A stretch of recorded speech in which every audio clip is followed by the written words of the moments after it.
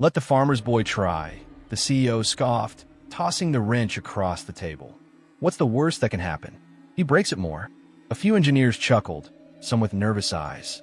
The machine had been down for 2 days. Every second it sat dead was thousands in loss. Nothing they tried worked. Blueprints, code resets, rewiring. The thing just wouldn't start. Aram didn't say a word. He just stepped forward, his fingers tightly wrapped around the old backpack he carried like armor. Dirt clung to his jeans. His shirt was faded, but his eyes didn't belong to a 16-year-old.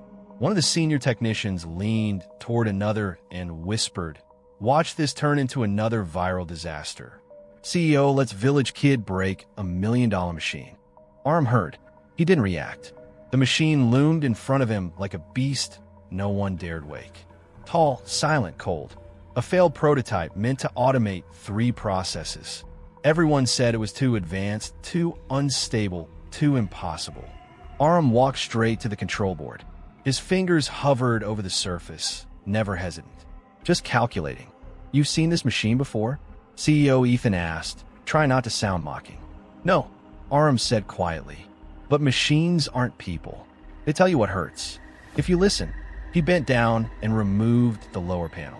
Not a single engineer had touched it. That part wasn't even in the repair manual. "Hey, what are you doing?" One of the supervisors stepped forward. "That's a sealed segment." Aram didn't flinch. "It's only sealed because nobody wanted to look deeper." Click, click. 2 screws undone. Wires exposed. One of them was slightly bent out of alignment, barely visible. Misaligned grounding. He pulled a tiny wire, realigned a small coil by a few millimeters. The charge loops back and stalls the whole board. Ethan's mouth opened, but no sound came out. The engineers looked at each other. One of them, Ravi, moved closer. "Wait, how do you even?" Aram pressed the green button. For a second, nothing. Then, click, whir. The machine came alive. Screens blinked. The mechanical arm lifted. The code screen flashed, system recovered. Silence. Utter silence. Then the supervisor, who had warned Aram just seconds ago, stumbled backward. How did you?" Aram stood. Quiet. Calm. He put the screwdriver back in his bag. The engineers looked at the CEO. Ethan was frozen, like someone had slapped him across the face in front of his own men. "You fixed it?" Ethan asked. Aram nodded. "It was never broken. It was misunderstood." He turned to leave. Wait. Ethan called out. "Who taught you this?" "Your school? You some kind of prodigy." Aram paused, looked over his shoulder. "My father." Ethan blinked. "Who's your father?" Aram didn't answer. He just walked out the factory door, the sun casting a golden blur over his shoulders. Nobody laughed now. Nobody whispered. Ravi ran to the CEO. "Sir, I think we should find out who that kid is." Ethan was still staring at the humming machine. His voice was low, uncertain. "I already asked." Later that night, in the conference room, everyone gathered again. Ethan paced the floor, ignoring his lukewarm coffee. "How did none of you fix that?" he snapped at the engineers. "We built this. We designed every wire. But sir, the internal grounding loop wasn't listed in the blueprints." Ethan frowned. "Which means someone altered the design after final draft?" Silence. Then his phone rang. Blocked number. He picked it up. "Ethan." A pause. Then a deep, steady voice. "You let my son touch your machine today." Ethan froze. The voice continued. "Calm, steady, powerful. I never taught him to ask permission. I taught him to solve the problem." Ethan swallowed. "And you are?" "Rimat Hayat." Silence. Not a pin drop, not a breath. Ethan sank into the chair. His blood ran cold. Rimat Hayat, the man who vanished over a decade ago. A mechanical genius. The brain behind the original automation model. The same model that built Ethan's empire. He'd been quiet for years. Rumors said he disappeared after a betrayal. Walked away from the industry. Vanished. And his son just walked into Ethan's plant and revived a dead machine like it was a toy. The next morning, Ethan sat alone in his office. A single name circled his thoughts like a ghost. Rimat Hayat, the man whose ideas launched this company. The man Ethan once partnered with and walked over. Rimat had wanted the company to stay ethical, small, grounded. Ethan wanted billions. Remat wanted honesty. Ethan wanted fame. When the press hailed Ethan as the genius behind the automation revolution, Remat had quietly disappeared. No lawsuits, no fights, just silence. Until now, until today, until the boy with the same eyes, same hands, same silence. Outside, Aram stood at the gate with his old bike. He adjusted the chain and tightened the rear brake. Ethan walked up slowly. Alone. You didn't tell me who you were. Aram didn't look up. I didn't think it mattered. It did, Ethan said. That's the problem, Aram replied. He looked up now. Calm, direct. If I said I was Remat Hayat's son, would you have let me touch the machine? Ethan said nothing. Aram gripped the handlebar. That's why I didn't. A pause.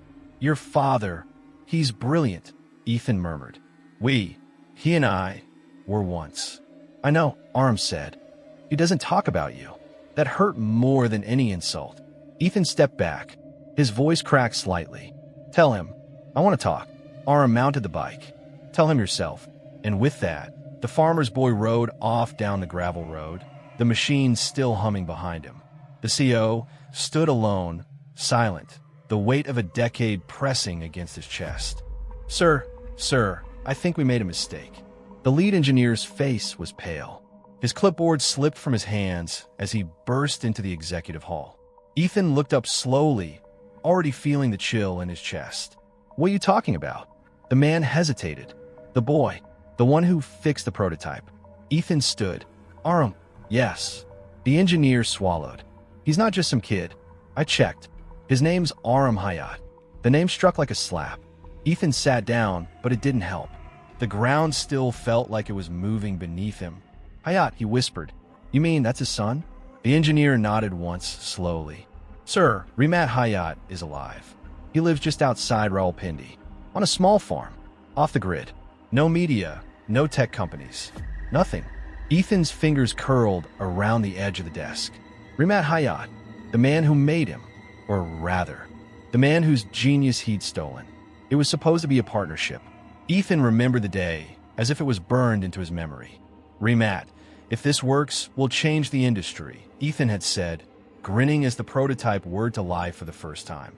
But Remat hadn't smiled. I don't care about changing the industry, Remat had said, tightening a bolt with a soft click. I care about building something honest. But honesty had no value in the world Ethan craved. What did was Remat's brilliance. When the investors came, Ethan spoke. When the press showed up, Ethan posed. When the checks were signed, only Ethan's name was printed. Remat walked out 2 weeks later without a word, and never returned. Ethan's company exploded. Contracts, expansions, awards. But even as factories multiplied and his name made headlines, he knew deep down, this wasn't all his. It had never been all his. Now Remat's son had walked in, touched a machine no one else could fix, and left without even asking for a job. The weight of it crashed into Ethan all at once. He stood, pacing. Give me his father. Sir, find his number, address, anything. I need to talk to him. The engineer blinked. Sir, respectfully, if he wanted to talk, he would have come long ago. Ethan stopped. His phone buzzed. Blocked number. He stared at it. Answer it, or run. That's what his gut said. He answered. Ethan, that voice. Low, measured, calm, like the air before a storm. You let my son touch your machine today. Ethan swallowed. Remat, you still remember. Ethan could barely breathe. I didn't know he was yours. That's why he didn't tell you. A pause. I didn't send him there, Remat added. He doesn't need my permission. He sees problems. He fixes them. Ethan gripped the edge of the desk tighter. Remat, I never meant to. I'm not calling for apologies, Remat said. I just wanted you to know what you saw today was his first try. Click. The line went dead. Ethan stayed frozen. First try? What did that even mean? Outside, the sky darkened. Aram stood beside his old bike again, tightening the chain.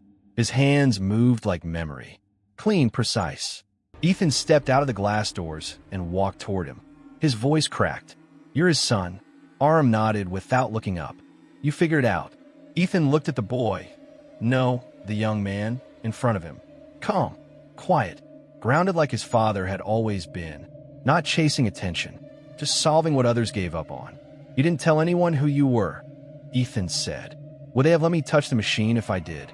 Aram asked, finally standing straight. Ethan didn't answer. That's why I didn't. Ethan's throat tightened. You're better than I was. Aram gave a tiny shrug. I'm not trying to be better. I'm just trying to finish what he started. The words hit harder than any accusation. Ethan stepped back. I took everything from him. Ethan said, more to himself than to Aram. Credit, future, the dream. Aram looked directly at him. And he let you. What? He let you take it. Because he didn't want to fight. He just wanted peace. He cared more about the work than the credit. But that doesn't mean it didn't hurt. Ethan's breath trembled. He never spoke to me again. He didn't have to. Aram picked up his bag and mounted his bike. He already knew what you'd lost. Ethan stared, confused. What do you mean? Aram looked over his shoulder.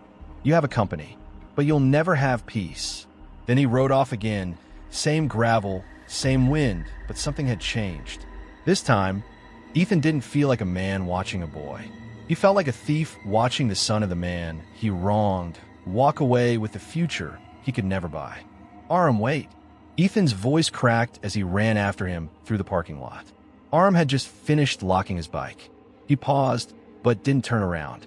Ethan slowed as he reached him. Listen, I know how this looks, but want to make it right. Aram finally turned. His expression didn't change. You want to make it right? After 2 decades of silence. I didn't know you were his son. If I had, you would have stopped me from touching the machine, Aram said calmly. Exactly why I kept quiet. Ethan hesitated, then pulled a folded document from his coat. This is a full scholarship. Mechanical engineering. Any country, any program you want. I'll cover everything. Aram didn't move. And this, Ethan pulled out another envelope, is a job offer. Lead innovator. Salary in 7 figures. Full rights. I'll even put your name on the patent. He waited. Aram took the envelope slowly. Opened it. Read it. Then tore it in half. Ethan froze. You built your empire, Aram said, his voice calm, on someone else's blueprints. My father's. I know. No, you don't. If you knew, you wouldn't be offering me money. You'd be offering silence. Humility. I'm offering chance. Aram looked up, eyes sharp. So you can control the story again? Ethan flinched. He doesn't need apologies, Aram added, stepping closer. But I do. Inside a small leather pouch, Aram carried a folded, yellowed piece of paper. He pulled it out and handed it to Ethan. Ethan opened it slowly. It was a letter. Rimat's handwriting. Firm, steady, emotional. The worst pain isn't failure. It's being forgotten. When your friend decides your value is temporary. When he steps into the light and drags your work with him, but not your name. I left not because I was weak. I left because I refused to fight for a place in someone else's lie. But one day, maybe my son will walk into that world and remind them what silence can create. Ethan's hand trembled. He couldn't look up. You kept this all these years? He asked. He gave it to me when I turned 16. Aram said. He never said your name, but I already knew. Ethan blinked hard. Where is he? Aram raised an eyebrow. Now you want to see him? I need to. No, Aram's voice was steady. You want to, because now it hurts. That's not the same. There was a pause. Long. Still. Tell me what I can do, Ethan whispered. Meet him, Aram said, after a breath. But not to fix anything, just to see what you threw away. 3 days later, a black SUV turned off a dusty road and rolled to a stop in front of a weathered wooden gate. Beyond it, a modest home, acres of fields, rows of faded tools leaning against sheds. Simple, silent. Rimat Hayat stood near the gate, holding a tin cup of tea. His beard had gone gray, his back slightly bent, but his eyes were unchanged. Ethan stepped out of the car, suit and all. Rimat didn't move. The wind blew quietly between them. Ethan walked forward, stopping a few feet away. You still remember me? Rimat nodded once. I remember everyone who taught me a lesson. I read your letter, Ethan said softly. To your son. Then you know everything. I was young, greedy, and I thought I deserved more because I could talk, pitch, sell. Rimat tilted his head. And you did. You sold it well. I ruined everything. Rimat took a sip of tea. No, you didn't ruin me. You just showed me your limits. That cut deeper than anger. Your son, Ethan whispered, is better than both of us. Remat looked into the distance. My son did what you couldn't. Earn respect with silence. Ethan nodded slowly. I didn't expect him to be like you, he added. He's not like me, Remat replied. He's like who you could have been. That night, Aram sat on a rooftop alone. His phone buzzed. Unknown number. He answered. Mr. Aram, came a crisp foreign accent. My name is Mr. Caldwell. I'm the CEO of Novogenics. We saw what you did with the prototype, and we'd like to talk. I'm not interested in corporations. This isn't just business. We're offering you a lab, a platform, a team, no bosses, just innovation. The world is watching, Mr. Hayat. You've already proven you're more than a farmer's son. Aram was silent. Think about it, Caldwell said, because right now, every CEO in tech is looking for the boy who rebuilt a dying machine with his hands. You asked me what the worst that could happen was. This. Ethan stood behind the podium, cameras flashing in his face, reporters shouting his name. He cleared his throat and looked down at the statement he'd rehearsed 100 times. But the words suddenly felt hollow. He looked up. Today, I have the honor of introducing a name that will change the future of machine engineering. A boy with brilliance in his bloodline. The one who revived our dying tech. Aram Hayat. Cameras swiveled. Reporters murmured. But the stage beside Ethan remained empty. He waited. Nothing. He turned to the wings, where an aide signaled helplessly. Aram hadn't shown up. Ethan's jaw tightened. He looked into the crowd, voice shaking. Aram, if you're watching, this moment is yours. You earned it. Across the country, inside a dusty auditorium tucked between golden fields, Aram stepped on stage at the Rural Innovation Summit. No suit, no lights, just a rolled-up shirt, denim jeans, and calloused hands. He walked slowly to a table where a strange, silent machine stood. Wires ran through it like veins. The crowd, a mix of farmers, students, and local engineers, whispered in confusion. Aram took the mic. 3 years ago, my father gave up on machines. He said people had learned how to steal ideas faster than they could build their own. He looked into the audience. Remat sat quietly in the back row, one hand gripping the other. My father's name is Remat Hayat. If you don't know it, that's not your fault. It was erased. The room fell dead silent. Aram pointed to the machine. This isn't the one you saw on the news. This is better, simpler, built for the hands that feed this nation. No wires you can't fix. No code you can't read. No patent. Just purpose. He pressed a button. The machine roared to life, clean, smooth, silent. He let it run for 10 seconds, then turned it off. My father told me forgiveness isn't weakness, but forgetting? That is. His voice shook now. So today, I give you what was stolen from him. Not money, not credit, just a name. He stepped back. Remat's eyes were wet. The crowd rose in slow silence, then applause erupted. But Aram was already walking off the stage. Ethan watched the broadcast from backstage at his own press conference. Alone, he stood motionless as the applause filled the tiny room on the screen. Then faded, then silence. He sank into a chair, the echoes of his empty stage still ringing. He clapped, once, then again, and again, alone, long after the broadcast ended. The next day, Aram sat with his father on the front steps of their home. The machine sat between them. It's yours now, Remat said. No, Aram replied. It was always yours. I just unburied it. Remat smiled faintly. You buried something else too. What? The part of me that still believed in people. Aram looked at him. Remat nodded. And somehow you brought it back. They sat in silence, the wind rustling the wheat. Neither said anything more. They didn't need to. The end.